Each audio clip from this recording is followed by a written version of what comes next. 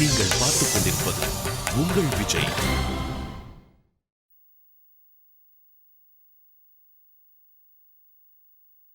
வணக்கம். வாங்க வாங்க. வணக்கம். வணக்கம். வாங்க. வணக்கம்.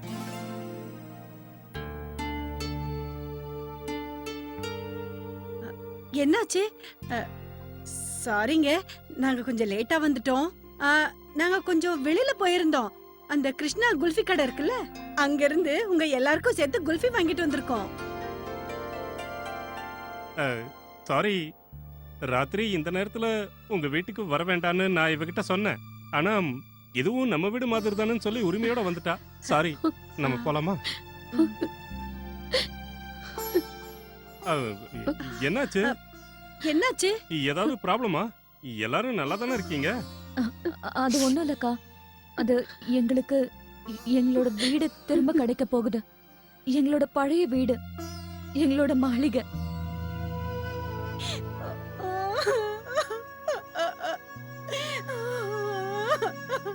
நீங்க ஏன் அழறீங்க? எனக்கு ரொம்ப சந்தோஷங்க. எவ்வளவு பெரிய விஷயம். அந்த கடவுள் எல்லா குறையும் தீர்த்து வச்சுட்டாருல்ல, உங்களை எல்லாம் நல்லபடியா பாத்துக்குவாரு. உங்களுக்காக நான் எவ்வளவு ப்ரே பண்ணேன் தெரியுமா? அக்கா,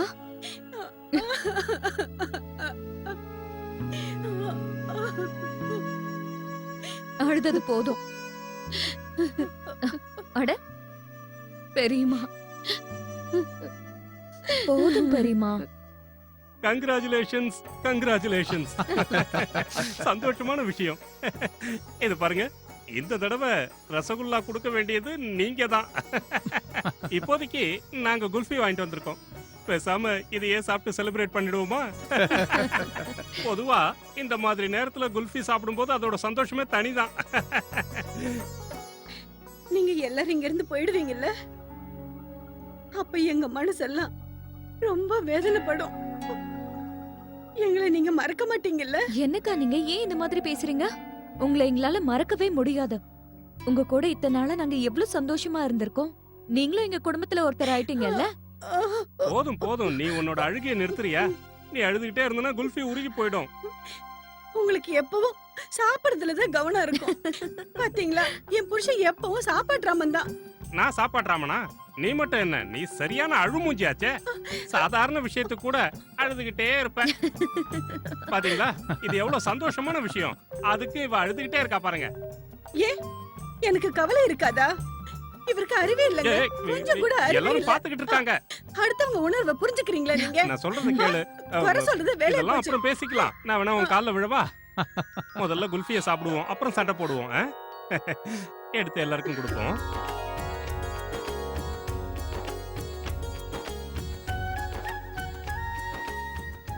ரொம்ப நன்றி. இந்தாம்மா. Thank you. Thank you. இங்க ரொம்ப குளிரா இருக்கு, உள்ள போய் உட்காரலாமா? வாங்கக்கா.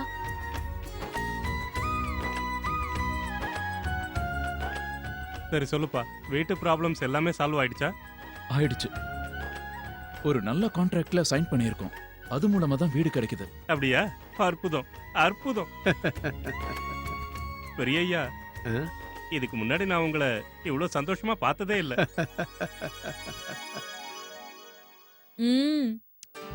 இந்த குளிர்லயும் குல்ஃபி எவ்வளவு நல்லா இருக்குல்ல. குல்ஃபியோட ருசியே தனிதான்.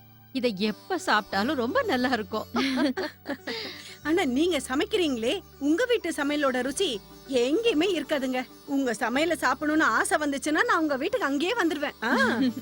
சக்கரை வாங்குறதுக்கும் அங்க வருவேன், பச்சை மிளகாய் வாங்குறதுக்கும் வருவேன். அடட, அத வாங்குறதுக்காக தான் எங்க வீட்டுக்கு வரணுமா? அது உங்க வீடுதான், நீங்க எப்ப வேணாலும் வரலாம். பின்ன என்ன, நான் எங்க இருந்தாலும் சரி ஸ்வீட் சாப்பிடுறதுக்கு உங்க வீட்டுக்கு ஓடி வந்துருவேன்.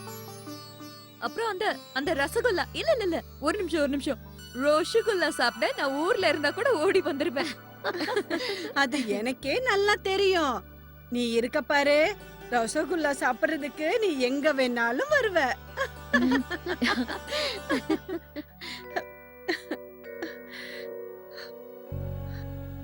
இப்பதாங்க மனசுக்கு ரொம்ப சந்தோஷமா இருக்கு. நீங்க எல்லாருமே எங்களை உங்க குடும்பமா நினைச்சு ரொம்ப அன்பா பழகுறீங்க. நான் என்னெல்லாமோ கற்பனை பண்ணேன். அர்ச்சனாவுக்கு குழந்தை பிறந்ததுக்கு அப்புறமா அந்த குழந்தைய கொஞ்சிக்கிட்டே இருக்கணும்னு ரொம்ப ஆசையா இருந்தேன். ஆனா இப்பதான் நீங்க எல்லாரும் போயிடுவீங்களே, எனக்கு எப்பவும் உங்க ஞாபகமா தான் இருக்கும். கொல்கத்தால என் தங்கச்சி இருக்கால, நான் அவகிட்ட கூட போன் பண்ணி சொன்னேன், ஃபேமிலினா உங்க ஃபேமிலி மாதிரி தான் இருக்கணும்னு. எவ்வளவு ப்ராப்ளம் வந்தாலும் எல்லாரும் ஒற்றுமையா அன்பா விட்டு கொடுக்காம இருக்கீங்க.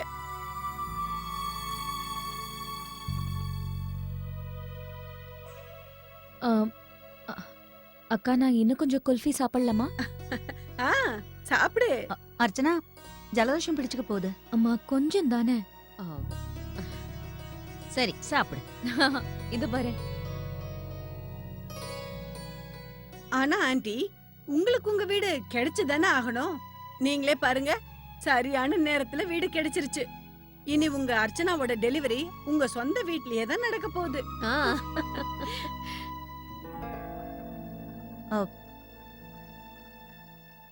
அர்ச்சனாவுக்கு ஆபரேஷன் மூலமா தான் குழந்தை பிறக்கும்னு நினைக்கிறேன். டாக்டர் அப்படிதான் சொல்லிருக்காங்க. ஏன்? குழந்தை சரியா திரும்பலையா, அதனாலதான். ஓ அப்படியா? அதனால என்ன? இப்ப அதெல்லாம் ரொம்ப நார்மல் தான். என் தங்கச்சி இருக்கால, அவளுக்கும் அப்படிதான் நடந்தது. அப்புறம் பக்கத்து வீட்ல தாமினி இருக்கால, அவளுக்கும் அப்படிதான் நடந்தது. அத நினைச்சு கவலைப்படாதீங்க. அதாம்மா எனக்கு கவலையா இருக்கு. இந்த காலத்து டாக்டர்ஸ்லாம் ஒன்னு ஆபரேஷன் சொல்லிடுறாங்க. இது சரியில்லைங்கிறாங்க, அது சரியில்லைங்கிறாங்க. என்ன பண்றது? ஆனா நார்மல் டெலிவரி ஆகவும் வாய்ப்பு இருக்கு. நீங்க சும்மா டென்ஷன் ஆகாதீங்க. ஆ. நாளைக்கு போய் டாக்டரை பார்க்கணும் இல்லையா? அவங்க என்ன சொல்றாங்கன்னு பார்க்கலாம். நடக்கிறது எல்லாமே நல்லதா நடக்குது. இதுவும் நல்லதா நடந்தா நல்லா இருக்கும். ஏன் நடக்காது? எல்லாம் நல்லபடியா நடக்கும்.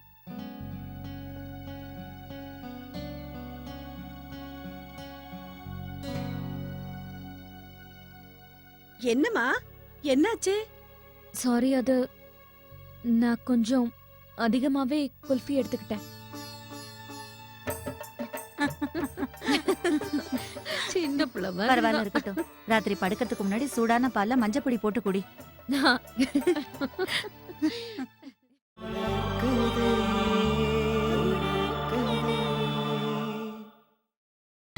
நீங்கள் பார்த்துக் கொண்டிருப்பது உங்கள் விஜய்.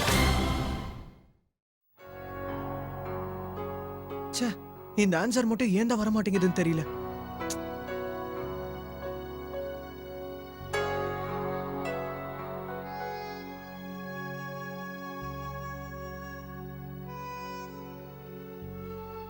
என்ன படிச்சிட்டு இருக்க ராகுல்?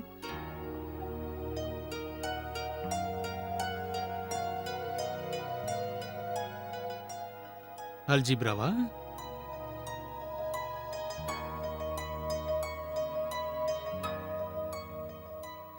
நான் சொல்லிக் கொடுக்கவா? இல்லப்பா, நான் அப்புறம் படிக்கிறேன்.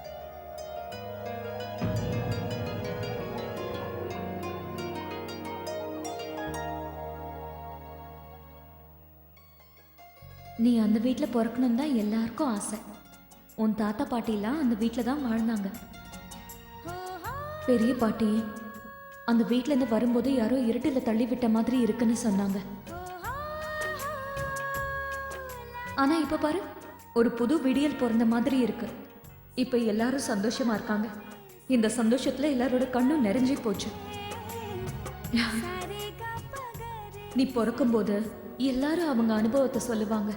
அப்பதான் உனக்கு வாழ்க்கையோட அர்த்தமே புரியும்.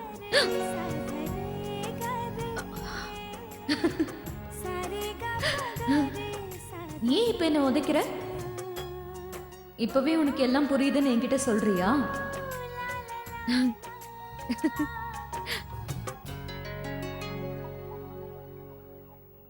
ஏன் இந்த கார்த்திக் இன்னும் வரல?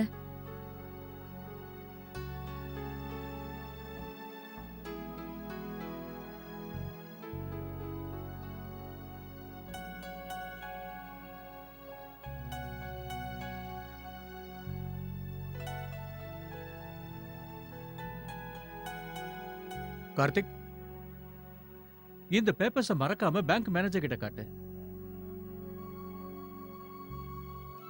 பெரியப்பா, வேற எதுவும் கிடையாதுல்ல? அவ்வளவுதான்ப்பா.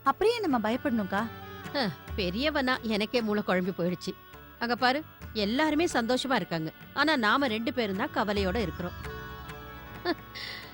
அட, நான் தான் கவலையோட இருக்கேன். எப்பவும் எதையாவது நினைச்சு கவலைப்பட்டுக்கிட்டு இருப்பேன்ல. ஆனா நீயாவது எனக்கு புரிய வைக்கலாம்ல.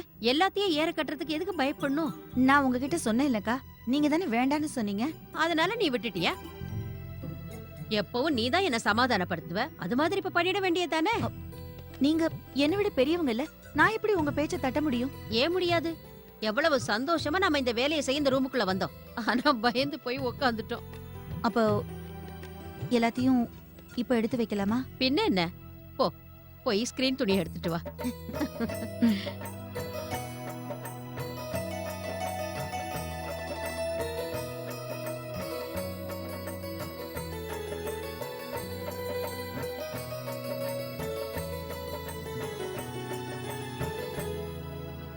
இன்னும் ஒரு விஷயம் தாங்க, டாக்டரும் அர்ச்சனாவுக்கு நார்மல் ஆகும்னு சொன்னா போதும், மனசுக்கு நிம்மதி வந்துரும்.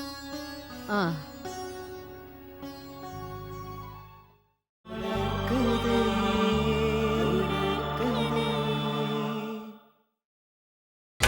நீங்கள் பார்த்துக் கொண்டிருப்பது உங்கள் விஜய்.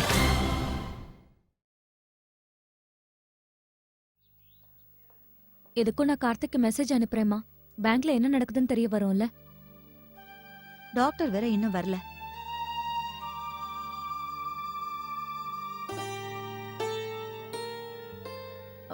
நர்ஸ், டாக்டர் ஏன் இன்னும் வரல? எங்க இருக்காங்க? டாக்டர் இப்ப டெலிவரி ரூம்ல இருக்காங்க. ஒரு எமர்ஜென்சி கேஸ். நீங்க கொஞ்ச நேரம் வெயிட் பண்ணுங்க. ஒன்னும் பிரச்சனை இல்ல, நாங்க வெயிட் பண்றோம். ஓகே. அம்மா, கார்த்திக் நான் மெசேஜ் அனுப்பியிருக்கேன், இன்னும் அவர்கிட்ட இருந்து பதில் வரல. இன்னும் பேங்க் மீட்டிங்ல தான் இருக்காரு போல இருக்கு. இல்ல அங்க இருந்து கிளம்பி டிரைவ் பண்ணிட்டு இருப்பாரு. நீங்க வேணா பாருங்களேன், மீட்டிங் ரொம்ப நல்லா நடக்கும். ஆமாமா, ஆண்டவன் புண்ணியத்துல நல்லபடியா நடக்கணும். ம். இருந்தாலும் ஒரு தடவை கார்த்திக் கிட்ட பேசிட்டா எல்லாம் நல்லபடியா நடக்குதுன்னு மனசுக்கும் நிம்மதியா இருக்கும். உன்னையும் டாக்டர் கொஞ்சம் சீக்கிரமா பார்த்து எல்லாம் நார்மல்னு சொல்லிடணும். அது போதுமா? ம்.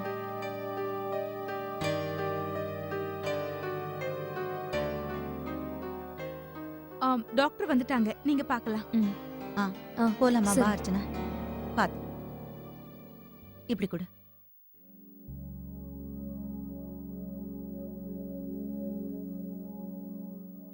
அர்ச்சனா, பாத்து. கார்த்திக்?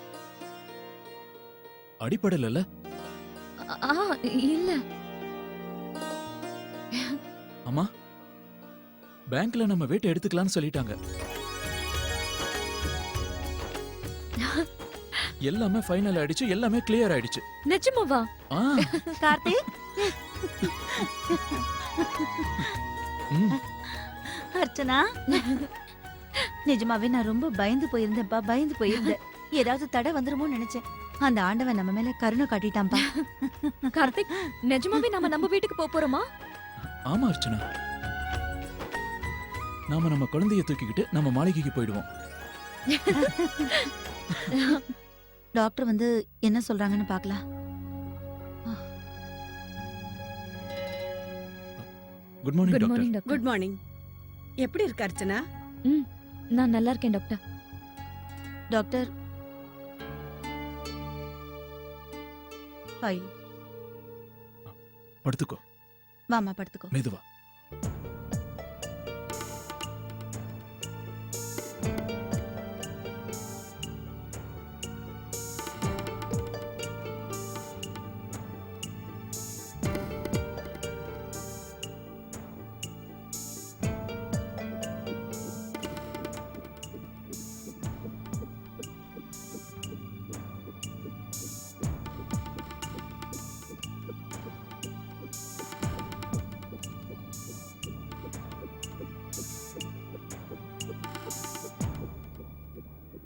டாக்டர், எல்லாமே நார்மலா இருக்குல்ல? ம். வந்து குழந்தை சரியான பக்கம் திரும்பிடுச்சா டாக்டர்? ஆ, குழந்தை இப்போ சரியான பொசிஷன்ல இருக்கு. இனிமே பயப்படுறதுக்கு எதுவுமே இல்ல. இதுக்கு முன்னாடி இப்படி இல்ல, ஆனா இப்ப எல்லாமே நார்மலா இருக்கு. அப்படின்னா இனிமே இவளுக்கு ஆபரேஷன் பண்ண வேண்டாம்ல? வேண்டாம், தேவையே இல்ல. நான் தான் உங்ககிட்ட முன்னாடியே சொல்லியிருந்தேனே, ரொம்ப அவசியமா இருந்தாதான் நாங்க ஆபரேஷன் பண்ணுவோம். ஆனா இப்பதான் எல்லாமே நார்மல் ஆயிடுச்சே.